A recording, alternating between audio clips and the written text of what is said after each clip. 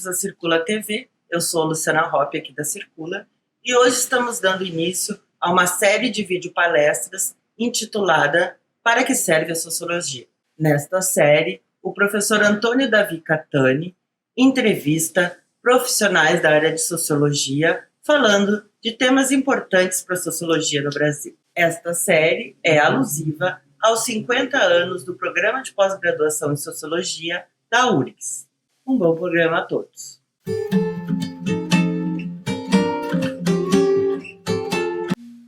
Para que serve a sociologia?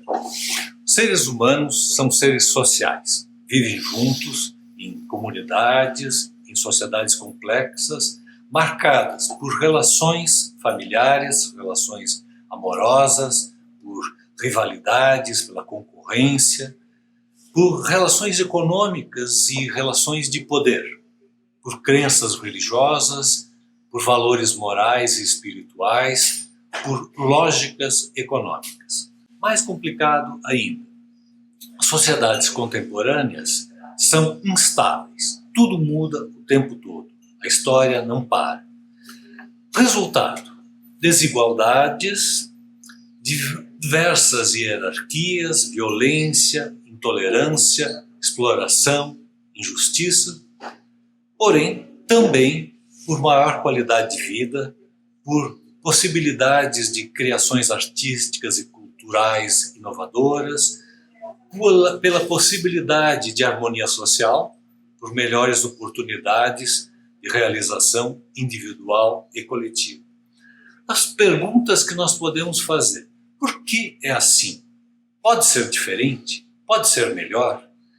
Existem determinismos, fatores inelutáveis, e nesse caso, como mudar? A mudança depende do indivíduo, da sociedade, das instituições. Quais instituições? Da economia, da política. Uau, que mundo complicado! Porém, nas sociedades mesmo complexas, mutantes, é possível compreendê-las. É possível discernir o certo do errado, o justo do injusto, as causas e consequências. É a ciência contra a ignorância. As ciências sociais ajudam a compreender a complexidade, a responder às inquietações sobre a ordem e a desordem. As ciências sociais não são contemplativas, não são meras observadoras. Elas produzem conhecimento com compromisso de melhorar o mundo, de contribuir para forjar o caráter moral coletivo na busca do bem comum, da dignidade, da liberdade e da autonomia de todos. Nesta série será analisado o papel da sociologia, entendida como a consciência inquieta e interrogativa da sociedade. Sociologia, estudo da sociedade nas suas dimensões coletivas e individuais. Com a ajuda de pesquisadores e professores qualificados, veremos, sinteticamente, a história da sociologia no Brasil, suas instituições, seus recursos metodológicos e teóricos, que permitem compreender, por exemplo, as classes sociais e a política, o mundo do trabalho, a violência, as relações com a natureza, urbanização, os movimentos identitários, racismo, cultura, etc. Um conjunto de questões que nos toca diretamente, queiramos ou não, porque vivemos em sociedade. Então, vamos lá. Para que serve a sociologia?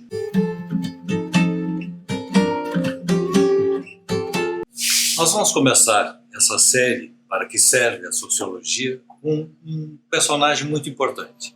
Professor Jacó Carlos Lima, professor titular de Sociologia da Universidade Federal de São Carlos, pesquisador do CNPq e presidente da Sociedade Brasileira de Sociologia.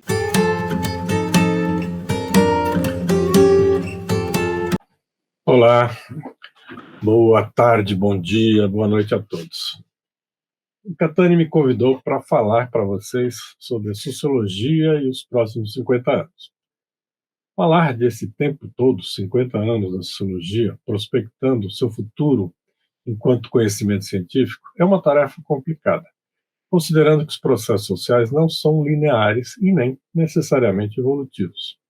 Eles definem esses processos, entre aspas, como as transformações permanentes e de longa duração, não mais de 3 gerações de figurações, em uma de 2 direções opostas, uma com caráter de ascensão e outra de declínio. Afirma que, ao contrário dos processos biológicos, os processos sociais são reversíveis e surtos em direções opostas podem acontecer de forma simultânea. Um exemplo utilizado por ele é a barbárie nazista, como um processo descivilizatório numa sociedade como a alemã, que tinha atingido altos patamares de desenvolvimento humano. Se pensarmos na sociologia enquanto conhecimento sistematizado e sua história, veremos que fatores políticos, econômicos e culturais que marcaram o século XX deram os contornos nacionais à disciplina. Os autoritarismos praticamente a baniram por algum tempo, proibindo-a de existir, fechando cursos e atacando sistematicamente.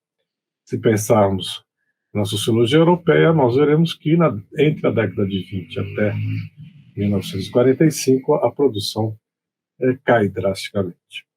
No Brasil não foi diferente. Sua história reflete a dinâmica de um capitalismo dependente, a instabilidade política e a chamada colonialidade do poder, parafraseando Quijano, na qual, para as elites, ora a sociologia aparecia como uma racionalidade modernizadora, um curto período de tempo, ora como um agente da subversão da ordem e da moral, a maior parte do tempo.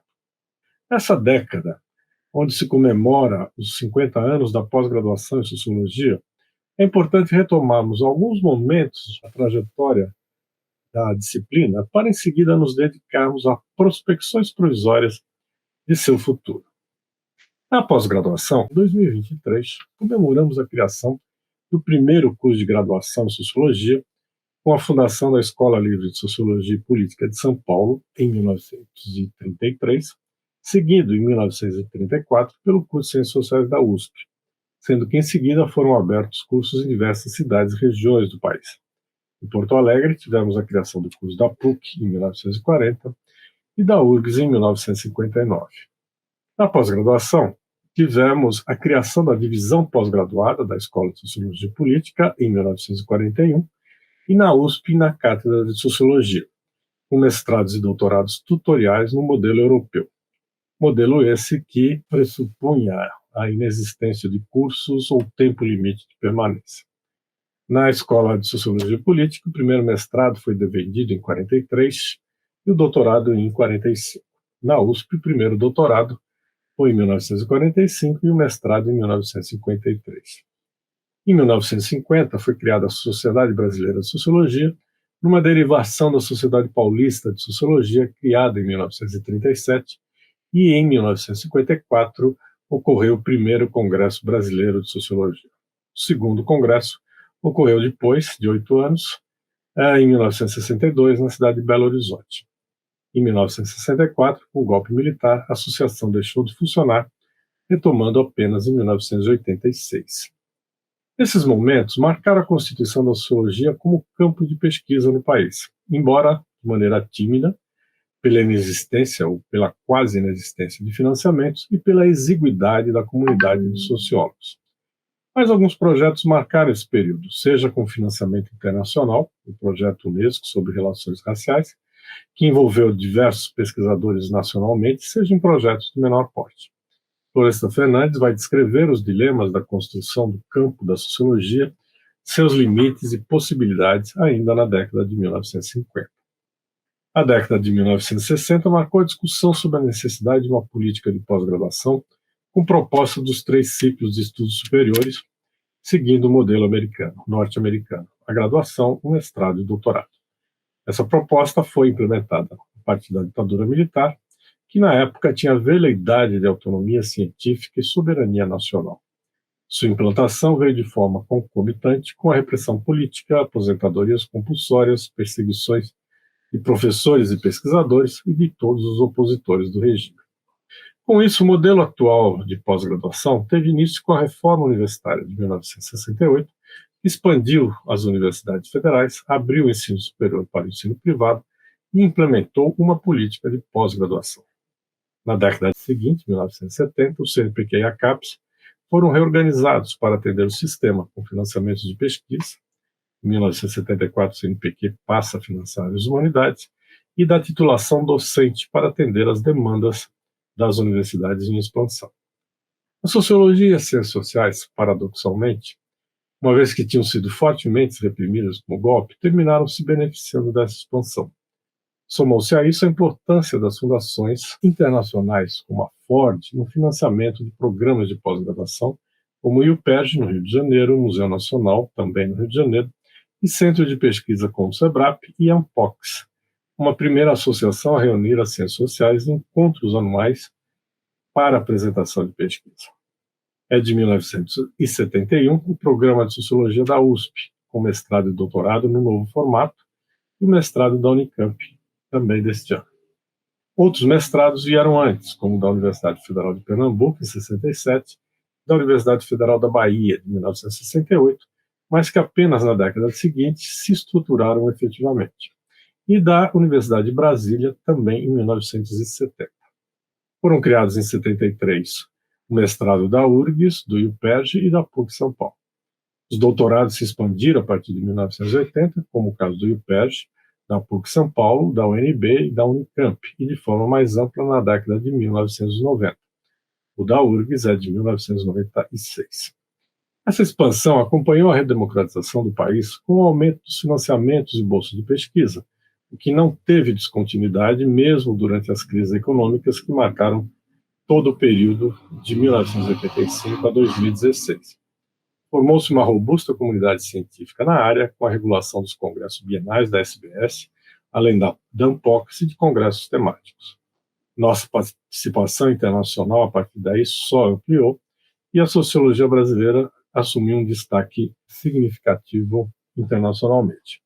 O mercado de trabalho para titulados entre 2009 e 2014, segundo estudo do CGEE para a CAPES, manteve-se em torno de 60% de ocupação para mestres e 70% de ocupação de doutores, com a realização de concursos para universidades e institutos federais, além da obrigatoriedade da titulação para universidades privadas.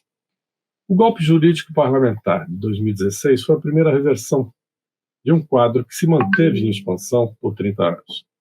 A partir daí começaram ataques, ou retornaram os ataques à sociologia, sobre a sua utilidade, sobre a pertinência de financiamentos públicos, sobre o conceito subversivo da disciplina e os ataques aos tradicionais valores da família brasileira.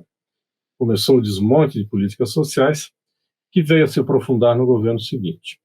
Reforma a toque de caixa do ensino médio, tirou a obrigatoriedade da disciplina no ensino médio, as universidades foram autorizadas a realizar 40% da sua carga horária em formato virtual, e a obrigatoriedade de titulados nas universidades públicas perdeu importância dada a fragilidade da fiscalização. Isso teve como consequência uma redução brutal da possibilidade do emprego dos titulados em sociologia e ciências sociais, de uma forma geral, dada o fechamento dos concursos públicos. Esses ataques, embora não propriamente novos, assumiu crescente virulência a partir das eleições de 2018, vindos da presidência, do Ministério da Educação e de outros órgãos do governo, contra o que eles chamavam de ideologia de gênero, marxismo cultural e outros grandes equívocos que funcionavam apenas como forma de uma reprodução ideológica de um discurso sem argumentos. Declarações sobre a inutilidade da sociologia e que o governo não iria mais financiá-la, ataques a professores de escolas privadas vieram um crescente, num quadro de ataque mais geral à ciência e à educação e às universidades, na qual o negacionismo científico, predominante no período pandêmico, juntou-se à utilização predatória do Ministério da Educação para atender interesses de grupos empresariais e de igrejas evangélicas apoiadoras do governo. Os ataques às universidades, contingenciamento de verbas e o desinvestimento, a proibição de concursos barraram a profissionalização de milhares de cientistas formados nos últimos anos. O corte de bolsas, por sua vez, inviabilizou a permanência de estudantes mais pobres na universidade, bloqueando futuros. Não existe mais uma política científica, ao contrário, tivemos sua destruição contínua e, com toda a destruição do aparato de apoio à pesquisa científica construído nas últimas décadas e que possibilitou, com todos os seus defeitos, a formação de uma pós-graduação robusta, de quadros de qualidade e com uma produção científica igualmente de qualidade. O CNPq ficou às traças, sem verbas para manter a sua própria estrutura. O professor Jacó nos falou do quadro institucional brasileiro. Nós vamos ter, na sequência, uma fala da professora Lorena Rosman, ilustrando essa ideia que a produção de conhecimento na sociologia não se dá em abstrato. Depende de instituições e, especialmente, dos programas de pós-graduação. A professora Lorena é titular de Sociologia da Universidade Federal do Rio Grande do Sul, uma referência nacional na área de Sociologia do Trabalho, com várias produções e, em particular, o dicionário Trabalho e Tecnologia.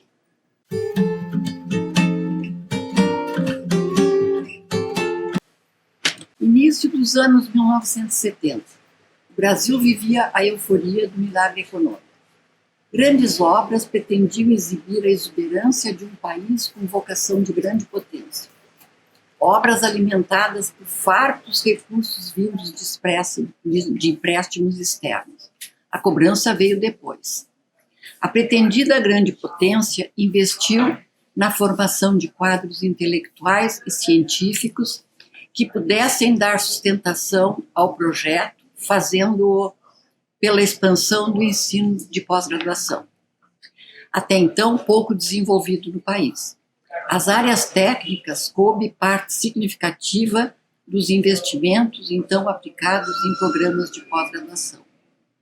Mas, a par da euforia como milagre, havia e se intensificava a oposição ao governo de generais sem compromisso com a democracia. O Brasil e o Rio Grande do Sul.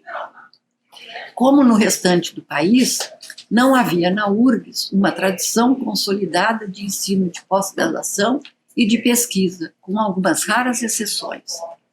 Na então Faculdade de Filosofia, havia iniciado em 1967 um projeto de pesquisa sobre comportamento político vinculado à cadeira de política. Essa pesquisa incorporou alunos de graduação em ciências sociais, iniciando um aprendizado em pesquisa, até então restrita quase exclusivamente à abordagem teórica. A inexistência de massa crítica relevante em cada uma das áreas acadêmicas das ciências sociais foi superada pela junção das áreas de sociologia e ciência política, que, somadas, formavam massa crítica capaz de tornar viável a proposta de criação daquele curso. Instalado em 1972, iniciou as aulas do ano seguinte, tendo aprovado 11 alunos, 7 mulheres e 4 homens. Posteriormente, a área de antropologia, contando com pouca massa crítica para realizar um projeto independente, foi incorporada ao curso, que oferecia formação apenas em mestrado. A possibilidade de constituir-se também como curso de doutorado enfrentava a baixa qualificação do corpo docente. A fim de superar essa lacuna, a área de sociologia elaborou um projeto de qualificação do seu corpo docente, aos quais foram incorporados também professores de graduação na URGS. O projeto de longa duração, cujo objetivo era formar doutores, estabeleceu uma escala de saídas e retornos de professores que não impedisse a continuidade das atividades do curso. Posteriormente, as demais áreas do curso também passaram a investir na qualificação dos respectivos corpos docentes, o que permitiu a separação das áreas com a formação de 3 cursos de pós-graduação independentes. Quando concluído o projeto de qualificação da área de sociologia, O já então Programa de Pós-Graduação em Sociologia passou a contar com docentes formados em diferentes instituições no Brasil e no exterior, nos Estados Unidos, Israel, México e em países europeus como Inglaterra, Alemanha, França, o que deu ao programa uma grande e rica diversidade de orientações teóricas e metodológicas. O pós-graduação em Sociologia Rural, vinculado à Faculdade de Economia, foi incorporado ao PPG Sociologia, vindo a constituir importante linha de pesquisa neste programa, somando-se a outras linhas de pesquisa que alçaram a posição de destaque nas ciências sociais brasileiras. Desde o início, o curso contou com a participação de professores e pesquisadores estrangeiros em atividades docentes, em estágios de curta ou média duração, como contribuição importante para a consolidação do programa. Com isso, já como programa de pós-graduação em Sociologia, passou a oferecer formação também em doutorado. Mantém regularmente acordos e convênios de estágios e missões acadêmicas para seus docentes, incluindo o programa de pós-doutorado em universidades brasileiras e estrangeiras, e recebendo pesquisadores recém-doutores e docentes de outras instituições para estágios de pós-doc. Este programa, que ora comemora 50 anos, estendeu sua área de influência para além das fronteiras do estado do Rio Grande do Sul, recebendo alunos de outros estados brasileiros e de países da América Latina e de países lusófonos da África. Formou mestres e doutores que hoje atuam em outras instituições de pesquisa e de ensino, públicas e privadas, no Brasil e no exterior.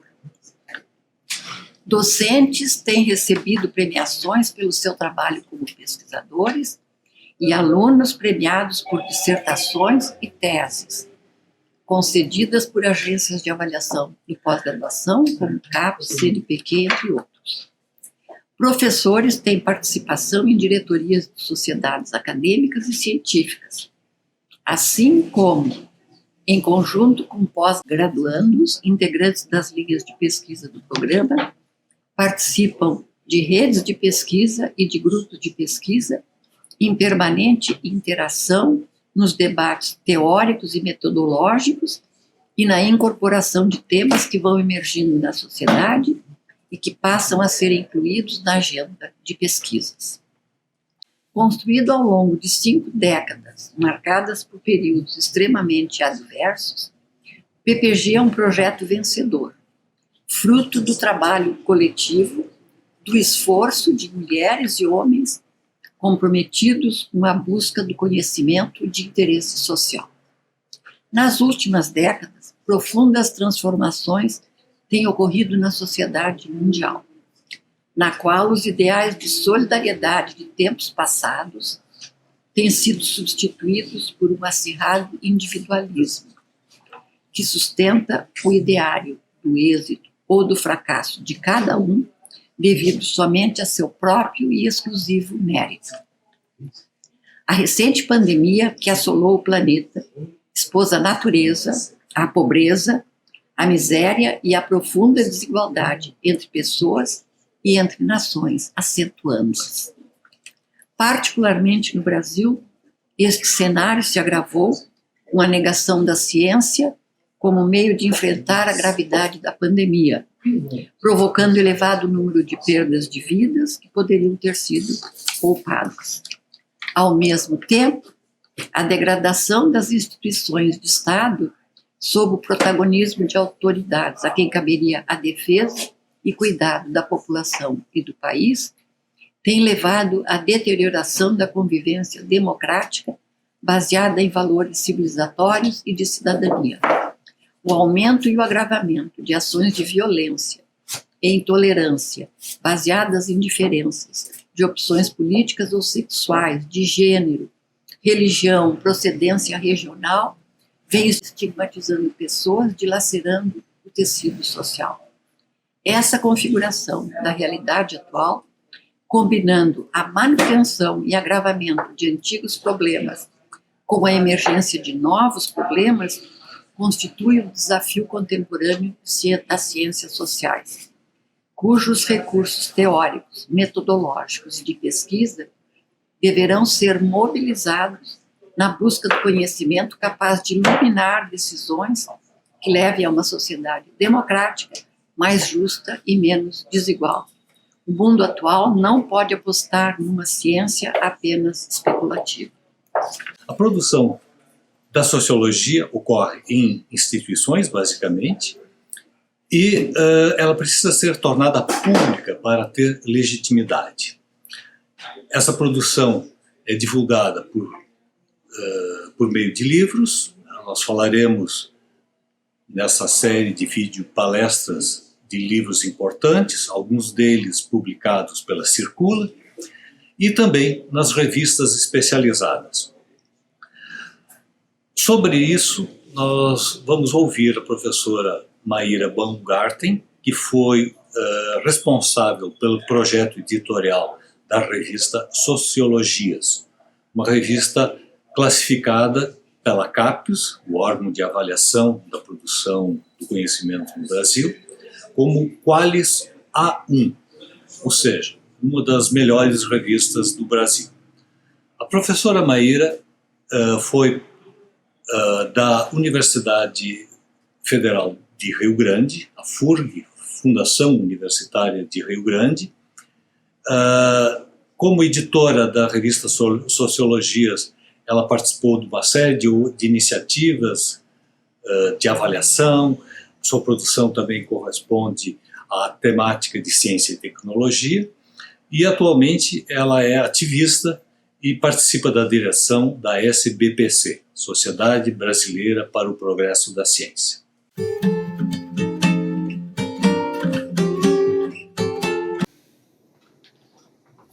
Durante os últimos 50 anos no Brasil, os programas de pós-graduação passaram por progressiva qualificação, tanto no que se refere aos docentes, discentes e sua produção, quanto aos processos de inserção em sua coletividade. Os periódicos científicos vêm cumprindo um papel essencial nesse aspecto. Um claro exemplo é a revista Sociologias. Sucessora dos cadernos de sociologia, o periódico foi criado em 1999, no limiar do novo século. Com orientação pluralista, visão estratégica sobre a importância dos espaços para expressar as diversas perspectivas existentes no campo das ciências sociais, a revista buscou, desde o início, o debate de temas significativos na área. Sua ligação com o programa de pós-graduação em Sociologia, situado em posição estratégica no Cone Sul, possibilitou que já nascesse bilíngue e um importante meio para a comunicação Sul-Sul. O projeto da revista foi elaborado tendo em conta as necessidades de divulgação e comunicação na área, e também a questão da qualidade editorial.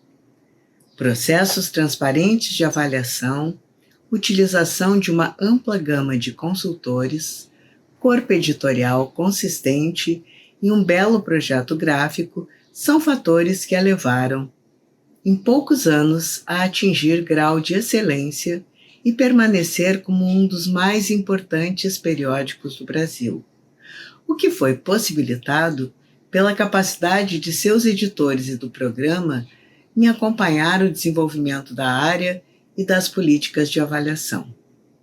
Quando se pensa na história da formação dos programas de pós-graduação e da própria área de ciências sociais, uma questão importante a considerar são exatamente essas políticas, que nem sempre se mostram adequadas ao melhor desenvolvimento da área.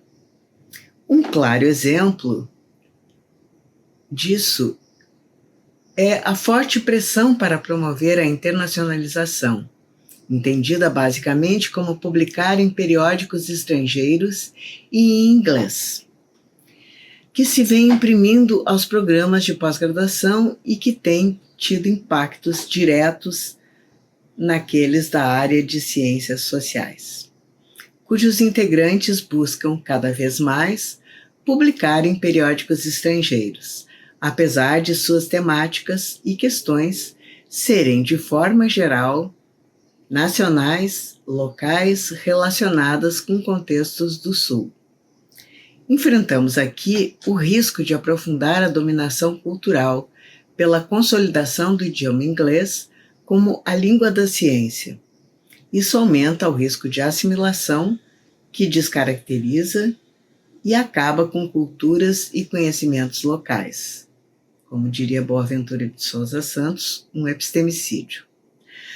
Pois se as questões são globais no que se refere à nossa relação com a natureza, à distribuição de riquezas, ao modo de produção de vida dominante, ao mesmo tempo elas são locais em termos de repercussões concretas.